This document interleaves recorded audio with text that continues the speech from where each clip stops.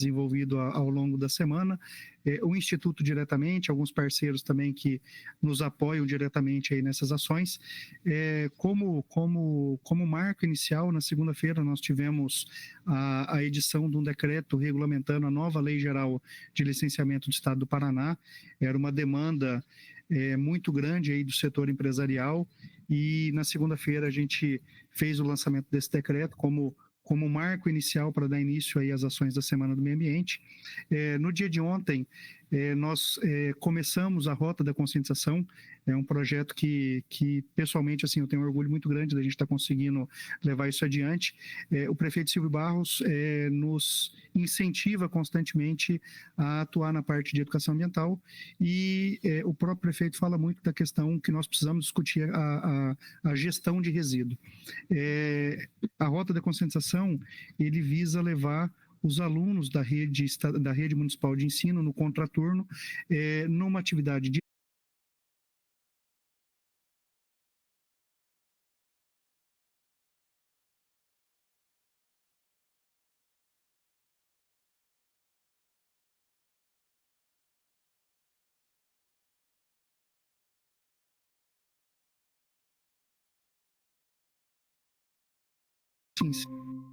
diferente, um dia que eles vão levar para o resto da vida, e a partir disso eles consigam se conscientizar e conscientizar dentro da escola. A gente sabe como que as crianças conseguem mudar a percepção e a forma de ação dos pais. Então é um projeto que a gente deu início agora, e isso nos emociona muito. Além disso, hoje, na quarta-feira, por proposição da sociedade civil organizada, está sendo lançado também o Observatório Ambiental.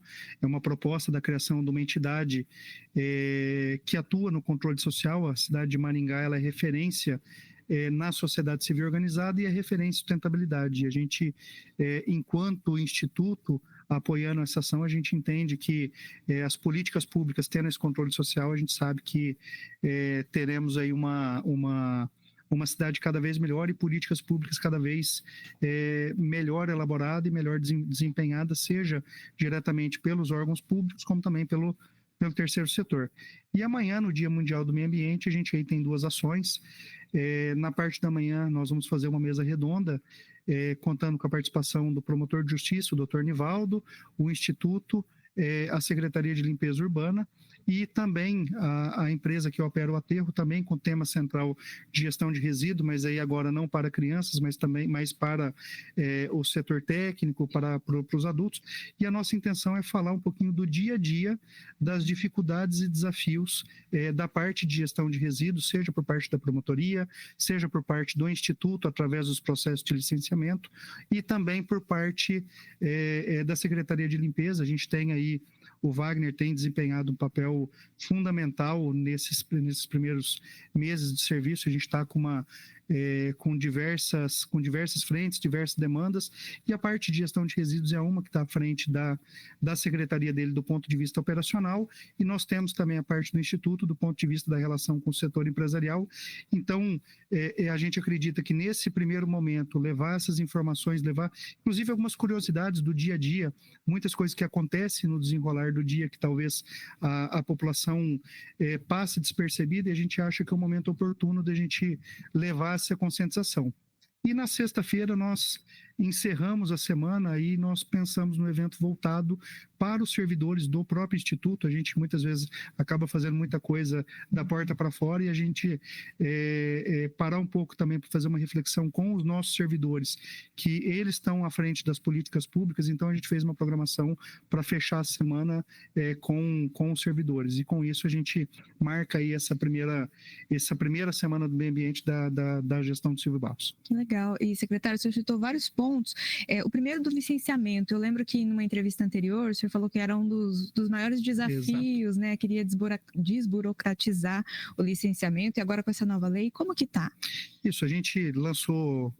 Foi feito o lançamento do decreto na segunda-feira, ele passou a vigorar de segunda para terça. A gente está tendo agora os nossos primeiros processos, e assim, a grande inovação é uma modalidade de licenciamento que já existia, já era praticado no estado do Paraná, menos em Maringá, e em outros estados, que é o licenciamento por adesão e compromisso.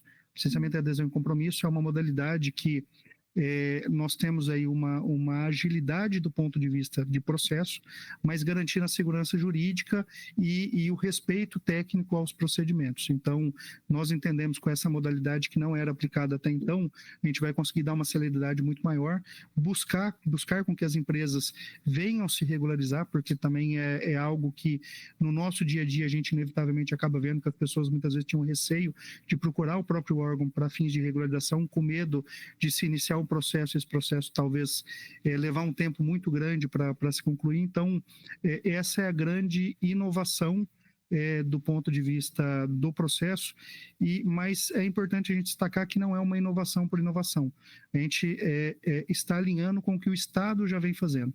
Então, a premissa inicial nossa era não buscar um procedimento distinto, até porque a gente tem uma discussão do ponto de vista do setor empresarial, de como alguns processos, por exemplo, em Sarandi, em Paysandu, em Marialva, era de uma maneira, e aqui em Maringá era de uma maneira tão diferente do que se rege o restante do Estado. Então, essa sinergia de procedimentos é talvez o maior legado nesse primeiro momento, e com isso a gente ganha agilidade. Além disso, tem alguns processos que eram parametrizados como dispensados de licenciamento, e a gente está trazendo para um processo de licenciamento. Então, assim, a gente consegue ganhar agilidade, ganhar segurança jurídica e, mesmo assim, ter um maior controle ambiental sobre esse processo. Então, no nosso ponto de vista, é literalmente um jogo de ganha-ganha. Legal. E para a gente conseguir visualizar, tem como dar um exemplo do que seria essa diferença entre os outros municípios e aqui em Maringá? Olha, um exemplo bem claro que a gente pode colocar, a gente tem diversos, se a gente for ao longo dos nossos rios, nós temos uma das piores pragas, que eu acredito que a gente tenha falado também na nossa última conversa, que é a leucena. A leucena é uma espécie exótica invasora. Para quem é da área técnica, acaba percebendo essa planta, mas de repente a população imagina que é apenas uma árvore. Essa árvore ela tem que ser retirada e tem que ser substituída por uma árvore nativa, que é do nosso bioma. Nós temos um represamento, e isso foi algo que eu falei no processo de lançamento do decreto, até para o plantio de árvore, muitas vezes a gente acaba burocratizando. Então, assim, até algo que é positivo, um local que de repente a gente estaria falando ali de 20, 30, 40, 50 árvores, a gente ficava 4, 5 meses para aprovar o plantio dessas árvores. Isso a gente consegue fazer agora de imediato. Então, esse processo de restauração ecológica, dando um exemplo bem simples, mas é algo que a gente já consegue ver os efeitos imediatos, e com isso a gente consegue ter uma restauração ecológica acontecendo numa celeridade maior do que vinha sendo feito até então. E esse plantio pelos moradores ou pelos órgãos? Normalmente esses plantios é feitos pelos proprietários dos imóveis. Eles têm obrigação, a gente tem dentro da nossa legislação, a gente tem os proprietários dos imóveis que são obrigados a manter livre dessa espécie, da leucena, dessa espécie exótica invasora, e a gente tem outros procedimentos. Então, assim, sempre quando nós autorizamos, por exemplo, uma retirada de vegetação nativa, a gente tem que fazer a compensação.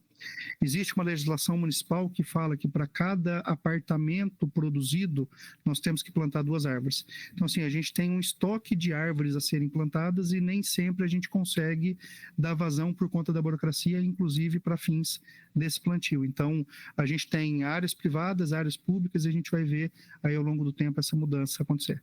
E em relação à gestão de resíduos, né? Qual que é o principal desafio? Quais são essas curiosidades que o senhor citou que às vezes a população não percebe? Olha, a gente tem alguns, vamos lá, por exemplo, quantas vezes o caminhão adentra ao aterro todo dia? Então, assim, vamos pegar um exemplo bem simples. Quantas viagens um caminhão de coleta faz das residências até chegar no aterro?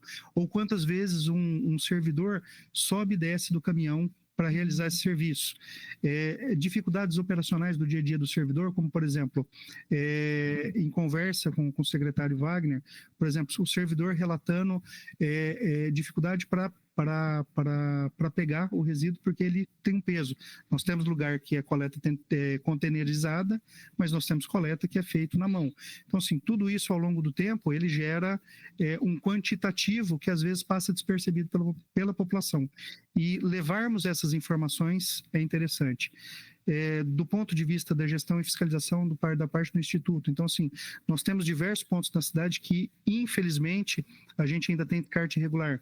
Então, o mapeamento dessas áreas. Então, por exemplo, nós tivemos aí no período desses primeiros 6 meses, salvo engano, aproximadamente 900 denúncias, não só de resíduo, mas de outras ações pela qual o Instituto teve ligado diretamente. Então, a gente apresentar esse mapeamento de onde o Instituto teve à frente desses 6 meses, acaba mudando a percepção, e com isso a gente consegue, por um lado, fazer a valorização do servidor e o reconhecimento das ações que a gente tem executado ao longo do tempo. Então, a ideia é trazer um pouquinho desse dia a dia da nossa parte, da parte da Secretaria de Limpeza, a própria prestadora de serviço que opera o aterro. Então, ele também tem, assim, um dia de sol, a operação é de uma maneira, dia de chuva é uma outra maneira. Então, isso é algo que é recorrente no nosso dia a dia, e trazer essas informações para o Dia Mundial do Meio Ambiente é um reconhecimento dos serviços ambientais prestados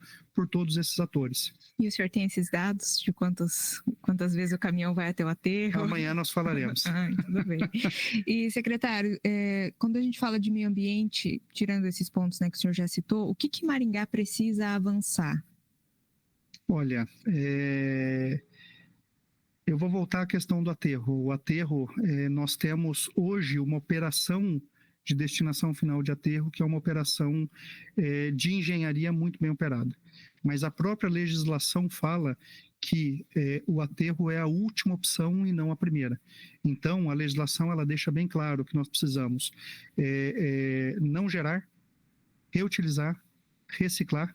E assim, a reciclagem, eu reforço algumas... Aí a gente entra um pouquinho na parte técnica, mas a compostagem é uma técnica de reciclagem.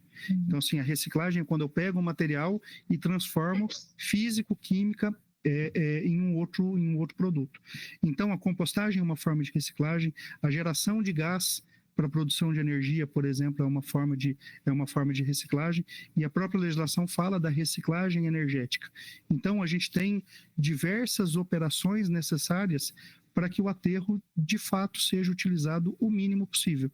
Então, assim, dentro das nossas premissas iniciais, discutir esse tema, eu acho que é um tema fundamental de discussão, e a gente usar o aterro o mínimo possível e, de preferência, não utilizar o aterro, quer dizer que a gente está fazendo uma política pública muito bem feita de reutilização e reciclagem dos materiais. E, com isso, a gente está salvando o recurso natural para a nossa geração e para a geração futura. Então, esse talvez seria um grande desafio. A gente tem um outro desafio que a gente também está à frente, que é a revitalização do Parque do Ingá. Eu acho que é outro ponto que é importante a gente destacar.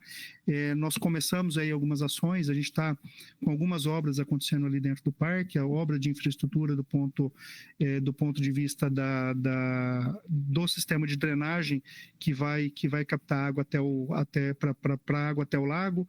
Nós estamos agora em execução a revitalização também do Parque Japonês.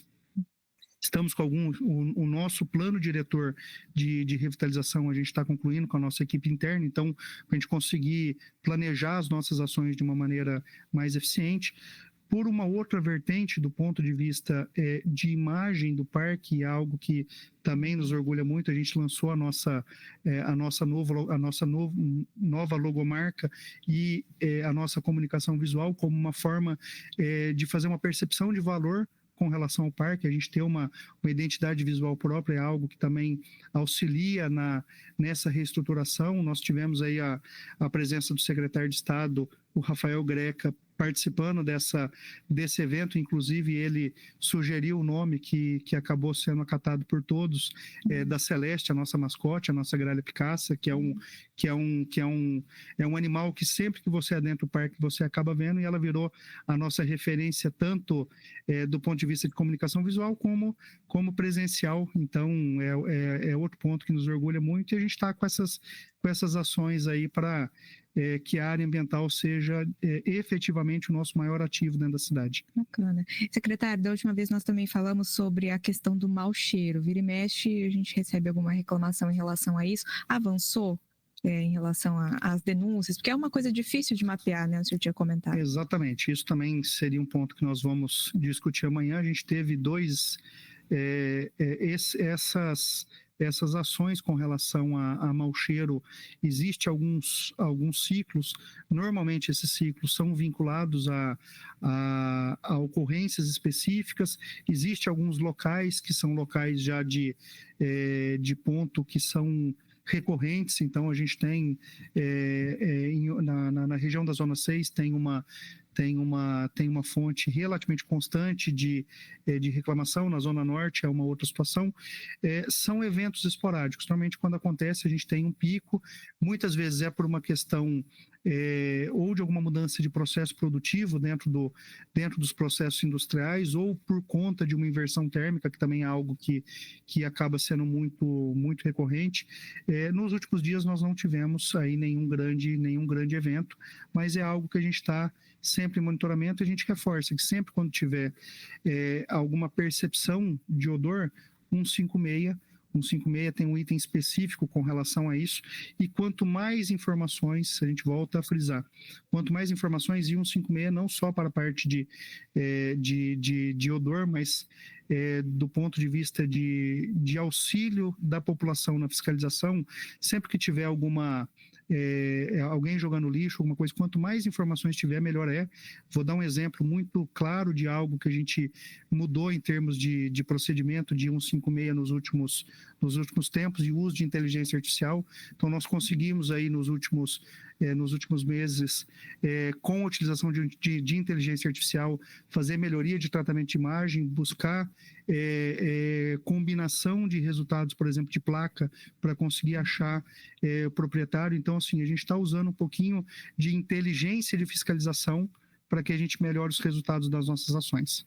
E, secretário, o senhor falou da questão da denúncia dos descartes irregulares. Quais são as maiores denúncias que o Instituto recebe? Hoje, a gente tem, em números brutos, odor ainda é o maior, só que quando a gente analisa, quando a gente faz uma estratificação de dados, a gente tem um número alto, mas em ocorrências específicas. Então, assim, a gente muitas vezes tem um número alto, mas quando a gente pega, são vários lugares em 2 dias. Então, a gente teria que analisar esses números não como números totais, mas como números de eventos. Aí a gente tem uma análise mais precisa com relação a isso.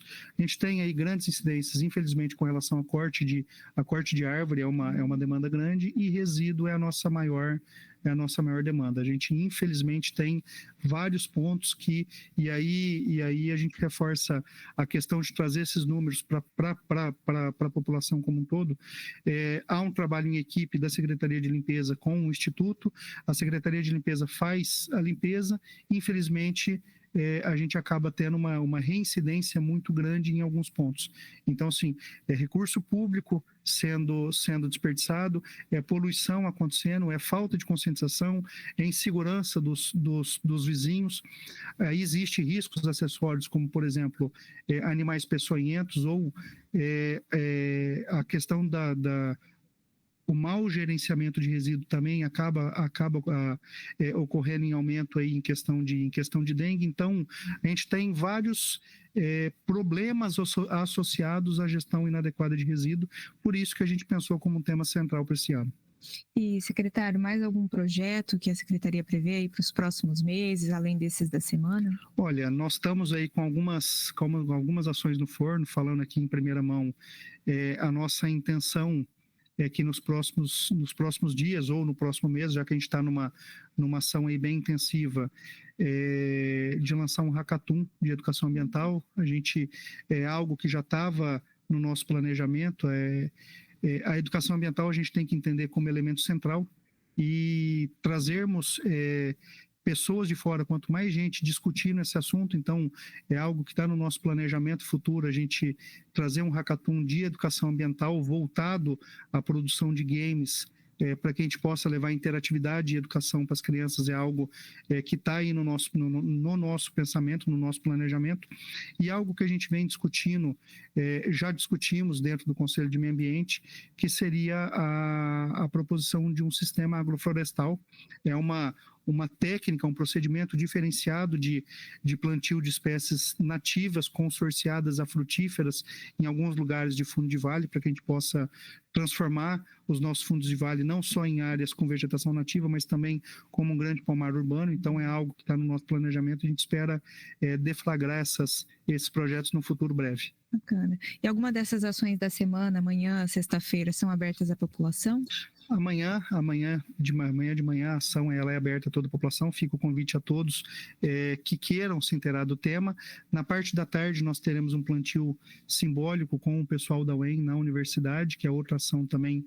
É o que a gente tem falado, que a área ambiental não é apenas o Instituto, mas é uma ação em conjunto. Então, uma outra ação bacana que aconteceu durante a semana, nós fizemos com o Núcleo de Consultores Ambientais também uma outra ação bem interessante, que é uma apresentação para os alunos do quarto ano do ensino, terceiro ano do ensino médio, que estão buscando o que vão fazer no futuro, trazendo o meio ambiente como uma profissão do futuro. Então, tentando buscar que alunos do terceiro ano possam pensar em profissões como biologia, geografia, geologia, engenharia ambiental e outras áreas que têm um universo de atuação muito interessante, tanto acadêmico, campo e de escritório. Então, essas parcerias são interessantes e amanhã, tanto amanhã, na parte da manhã, quanto na parte da tarde, os dois eventos são abertos a todos. E amanhã de manhã vai ser onde? Amanhã de manhã vai ser no Hélio Moreira, a partir das 8h30 da manhã. Tá certo, secretário. Muito obrigada por essa entrevista aqui na CBN. Uma ótima tarde. Muito obrigado, conto sempre com a nossa participação. Obrigada. Nós conversamos com o diretor-presidente do Instituto Ambiental de Maringá, José Roberto Berend. Falamos sobre a Semana Maringaense de Meio Ambiente. Agora 2h59.